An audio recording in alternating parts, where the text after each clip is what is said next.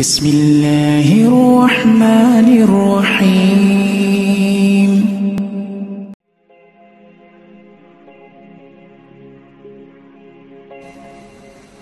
Ada seseorang datang dari Mesir beberapa waktu yang lalu, kisah di Mekah, dan sempat diangkat oleh beberapa dai sebagai kisah di sana. Subhanallah, dia di Mesir kena penyakit stroke seluruh badan, tidak bisa bergerak kecuali wajahnya. Dia cuma bisa mengucapkan kata-kata, seluruh tubuh yang lain itu terikat. Stroke maksud saya. Bertahun-tahun diobatin tidak pernah bisa. Orang ini cuma bisa menangis di atas ranjangnya dan cuma bisa mengucapkan kata-kata beristighfar kepada Allah Subhanahu wa taala. Karena dia dulu memang punya banyak dosa. Sedikit saya tanggapi sebelum kisah ini. Kalau Bapak Ibu diberikan penyakit yang standar, hampir semua orang kena penyakit itu, kayak flu, demam, umum, seluruh dunia bisa merasakan itu. Maka ini penyakit umumnya untuk membersihkan dosa atau untuk peringatan. Sunnatullah, sistem yang akan terjadi.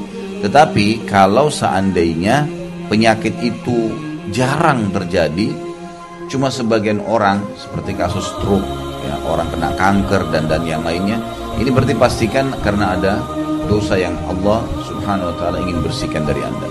Berat. Tapi masih mending daripada kita dihukum di akhirat nanti. Orang ini kebetulan kena stroke dan parah, dan dia menyadari kalau dia sering berbuat dosa dulu. Maka yang terjadi, dia bilang sama saudaranya pada saat itu, saya sudah putus asa dari semua upaya.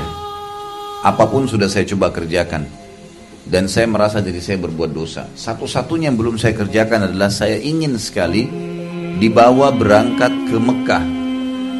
Saya ingin langsung berdoa di depan rumahnya Allah. Maka saudaranya bilang, biaya ada, tapi bagaimana caranya dalam kondisi stroke seperti ini dibawa? Nggak mungkin gitu, kecuali memang butuh ekstra tenaga lagi.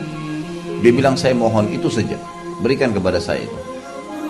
Maka dia pun pergi ke sana. Dalam kisahnya dikatakan, kemudian dipakaikan ihram dalam kondisi terbaring. Belum pernah ada orang tawaf sambil berbaring, baru orang ini kemudian.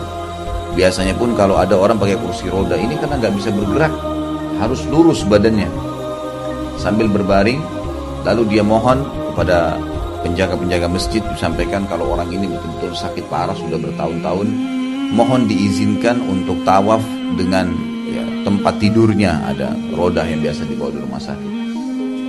Akhirnya setelah melobi dan diizinkanlah, sampai dia diletakkan di dekat Ka'bah. Dia bilang, lalu orang ini teriak dengan suara keras, Allahu Akbar, dengan keyakinan dalam hati. Dia mengatakan, ya Allah, sebagaimana engkau telah menjanjikan dalam kitabmu, maka aku telah datang ke tempatmu dalam kondisi seperti ini, dan aku akan memohon kepadamu, dan aku bersumpah atas namamu ya Allah, keluarkan aku dari rumahmu ini dalam kondisi aku sembuh atau aku diantar ke kuburan, meninggal dulu. Dia ulangin terus kata-katanya, dia bilang, ya, sampai orang-orang yang membawanya terharu.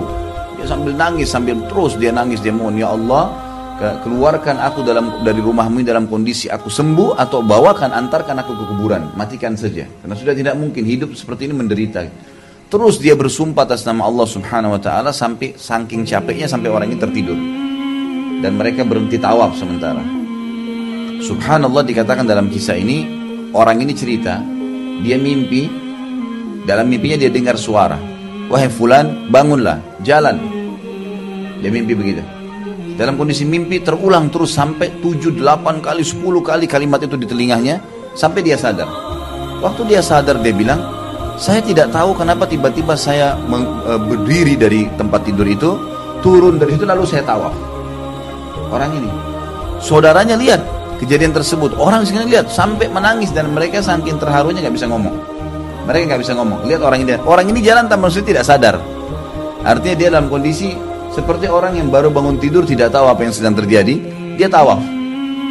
Waktu dia putar tawaf satu kali, tiba-tiba dia melihat saudara-saudaranya yang lagi menangis melihat dia. Sudah satu putaran dia, teman-temannya, saudaranya tetap tepat di tempat yang tadi, kayak tidak percaya gitu, di dekat ranjang. Barulah dia sadar kalau ini tadi ranjangnya dia, dan ini adalah saudaranya. Lalu dia bertakbir dengan suara keras lagi di depan pintu Ka'bah. Lalu dia mengatakan, sungguh kau benar-benar raja yang tidak akan pernah ada kebohongan dalam kerajaanmu. Tapi ini ulama menanggapi kisah, dan dia juga ditanya kira-kira apa rahasianya pada saat itu Allah ijabah. Dia bilang, saya setulus hati, pokoknya betul-betul pada saat itu yakin Allah sedang mendengar dan tidak ada tempat bergantung kecuali dia. Makanya dalam hadis yang lain, Bapak Ibu sekalian, kalau ada Anda bertanya kepada saya, Ustaz, saya sudah sering berdoa tapi belum melihat ada hasilnya, ikutin syarat-syarat ini. Termasuk dalam masalah menghadirkan hati dengan keyakinan ini, disebutkan dalam sebuah hadis yang sahih, kata Nabi SAW, Innallaha la yakbalu min qalbin, Innallaha la yakbalu du'a min qalbil ghafil. Allah tidak akan menerima doa dari hati yang lalai. Nggak mungkin.